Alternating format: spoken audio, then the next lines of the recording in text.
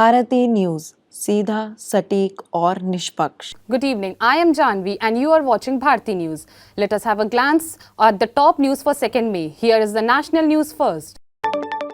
Congress President Mallikarjun Kharge on Thursday wrote a letter to Prime Minister Narendra Modi in reply to the PM's letter to phase 3 candidates, saying that their guarantees are simple and vote bank is every Indian. Posting his letter on X, Kharge said, "In your letter, you claim that reservation will be taken away from SC/ST and OBC and given to our Congress's vote bank. Our vote bank is every Indian, the poor, the marginalized, the women, the aspirational youth, the labor class, the Dalits and the Adivasis."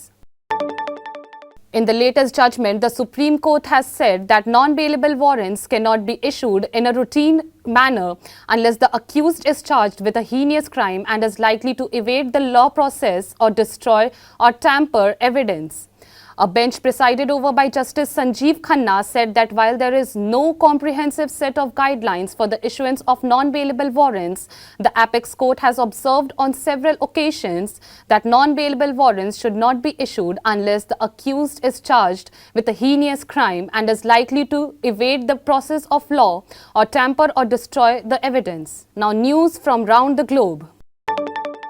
North Korea appears to have taken down a building located near the now shuttered Inter-Korean factory park in the North Korean border city of Kaesong.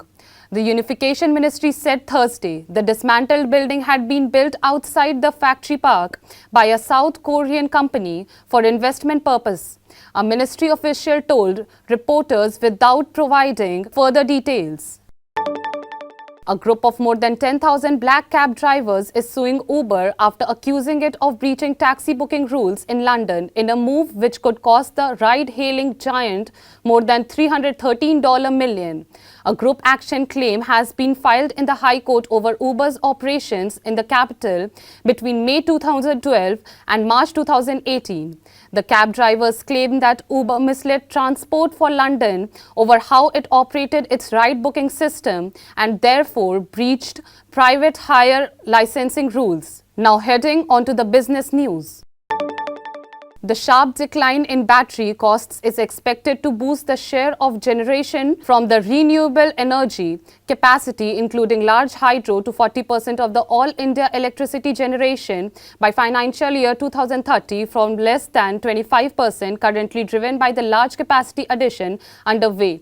Credit rating agency ICRA said on Thursday battery prices reached an all-time low in 2023, led by the moderation in raw material and prices amid the increase in production across the value chain.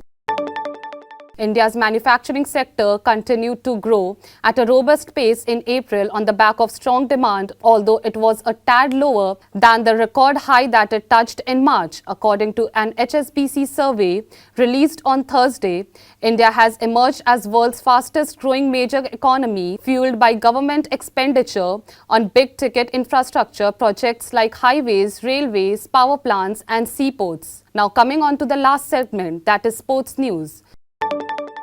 Ratnagiri Jets snagged a total of 7 players at Maharashtra Premier League Player MPL auction to complete their squad.